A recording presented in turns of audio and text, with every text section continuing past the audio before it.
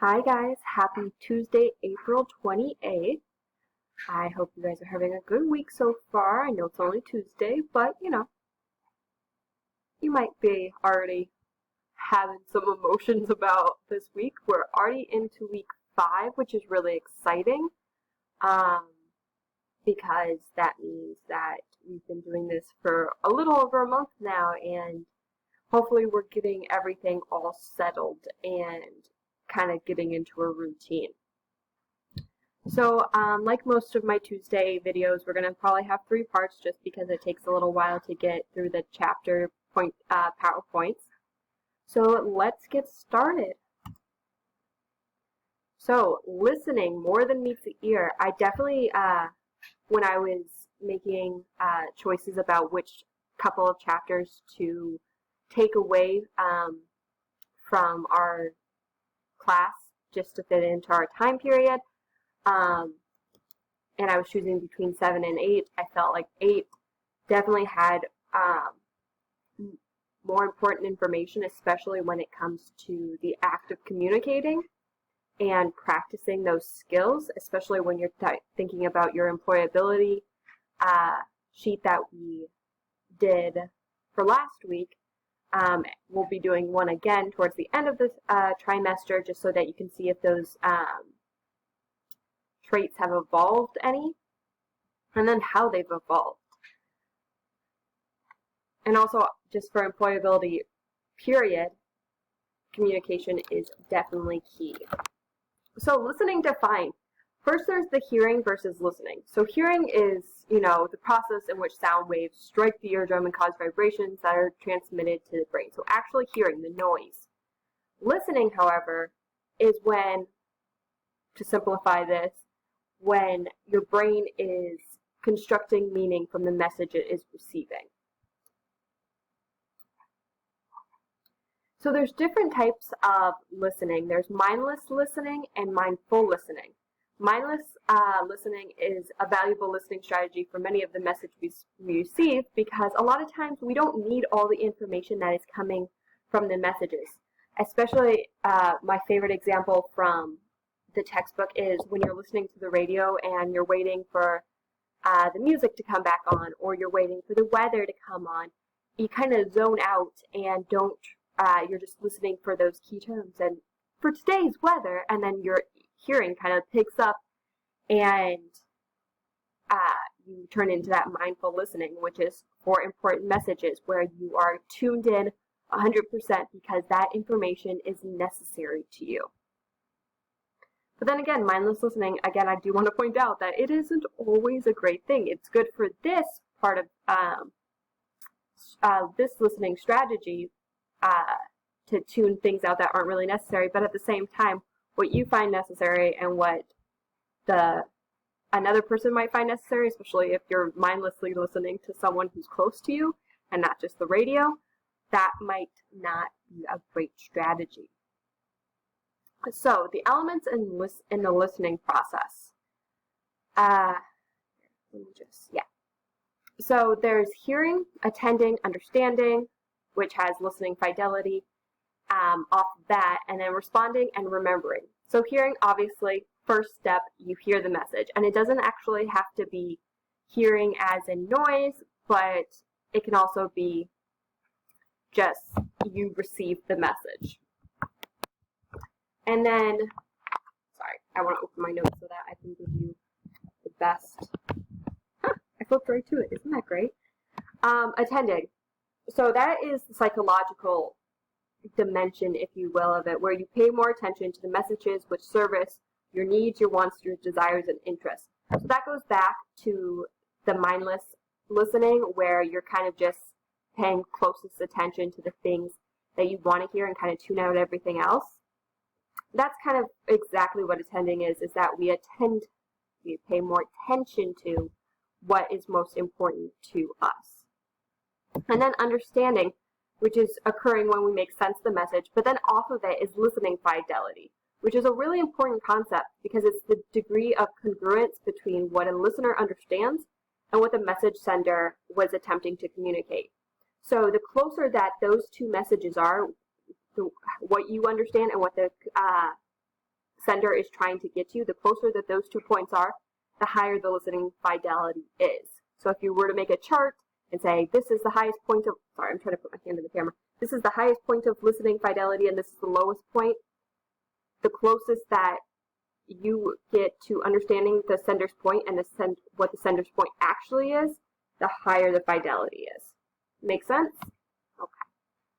Responding. So that obviously consists of giving observable feedback to the speaker, responding to them, which will go over in more detail about different types of responses and how those different types of responses go into different types of situations in a little bit. So we'll go back to that in more detail. And then remembering, which is just the ability to recall this information, which is really great, especially in future communications, because if you can remember certain details about a person or a company or a situation, you can recall that information at a later time, and you'll seem like not only a better listener, but also be able to communicate with said people that information is from at a better level. And then there's the types of ineffective listening.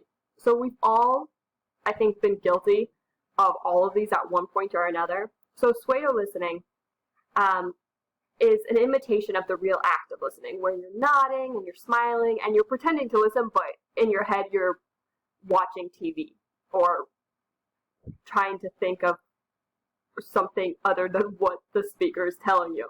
So you're nodding and smiling, trying to pretend that you're listening, but you're not really listening. I'm sure all of you know how to do that in classroom, and I'm sure you guys are all masters. I know I was a master at that in high school as well.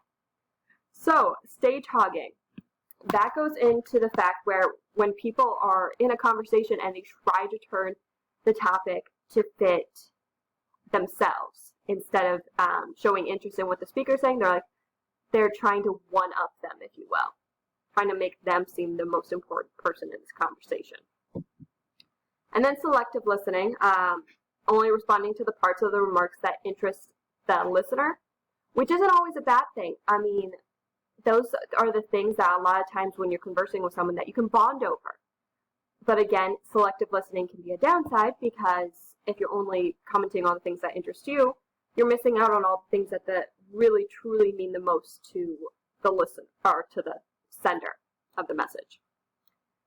Insulated listening is pretty much simply failing to hear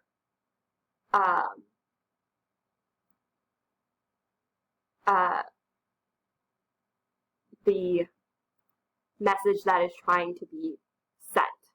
So, and it's not the fact that it doesn't interest you, a lot of times it's just you don't want to discuss it. So if you're not comfortable about talking about emotions or negative things, and someone wants to bring it up with you to discuss it and work it out, you'll be like, yeah, okay, that sounds good, but then you'll just avoid the conversation and try to forget it as soon as possible and try to move on and kind of sweep it under the rug. All right, defensive listening. I think this is very common when you're going through your teenage years. And I'm not saying that in an insulting way. I'm saying that in a, I've been there, I've done that, I understand. It's called defensive listening. And that's really just taking others' remarks as personal attacks. So anything they say seems like they're attacking you, which is why I kind of added that little thing, I'm not attacking you, is because we all kind of feel defensive sometimes. And when there's someone that really annoys us, and whatever they say seems like an attack, even when it's not. So defensive listening. Ambushing, this is a really big technique for lawyers, especially defense lawyers, is when you're listening so carefully that you can collect certain things that the sender or the speaker is saying that you can attack on. And you can pick their words apart and say, okay, well, you said this, but in this paperwork it says something different. So you'll see a lot of lawyers doing these kind of tactics. And then insensitive listening, which goes back to responding to the superficial content in the message, but missing the most important emotional information. So getting, sorry guys, so how's it going? An insensitive listener might ask when you reply by saying, oh, okay, I guess, in a dejected tone, he or she response, well, great, not really kind of small talk, but not really wanting to get to that personal side, and not really fully listening to the tone of voice, which is super important, as you guys have read before, when it comes to actually translating messages. Sorry, I'm losing my voice.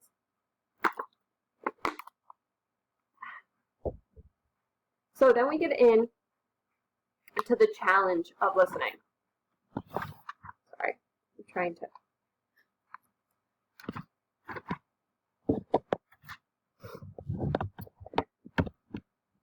Okay, so why we don't listen better.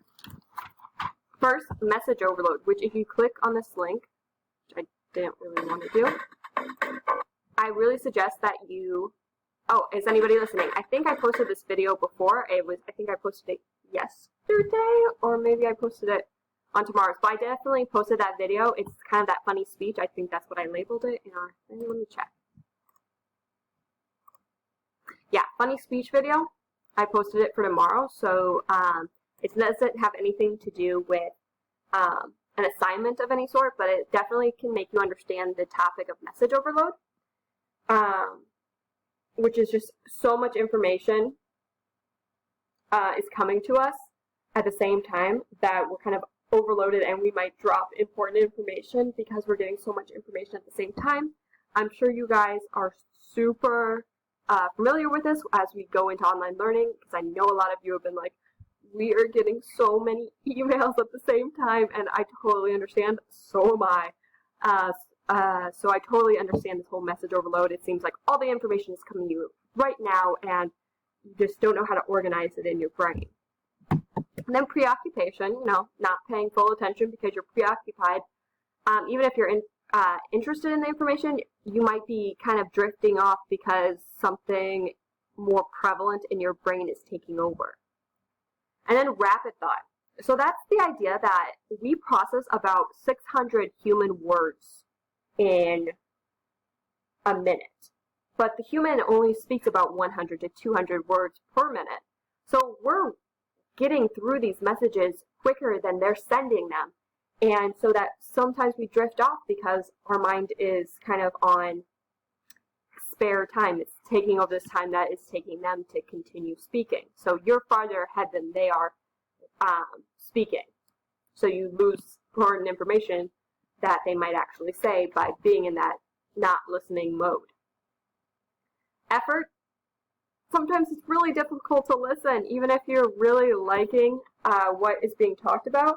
It's hard work to listen and pay attention, and it actually does take a lot of physical energy, and it just tires you out. That's why school is so tiring, I think, guys, is because you guys are putting so much effort into listening and to paying attention and receiving all this information that you're super exhausted by the end of the day. And then external noise. We talked about noise. We did that noise activity. That's the same thing. All that external noise that is interrupting the way we are paying attention. And it continues. Faulty assumptions. We're assuming we know what they're going to be saying. We know what they're going to be talking about. So we come up with conclusions in our head before they're finished making their point. And that's horrible when it comes to proper active listening skills, because you really want to make the point or listening to their full point before you assume you know what their point is, because it could be totally opposite of what you think. Lack of apparent advantages. That goes into the idea that, back to the idea that you're only mindfully listening to the things that help you, that are advantageous to you. Lack of training. That goes into the idea that a lot of times we need a little more training when it comes to our listening skills, and we need to know what to listen for and how to filter out the bad and get all the good information in. And that's definitely a skill that I think most people are still learning well into adulthood. I know I'm still learning how to do that a lot of times. And then hearing problems. That's actually the physical idea of not being able to hear, and having that hearing loss or something akin to that can make communication more difficult.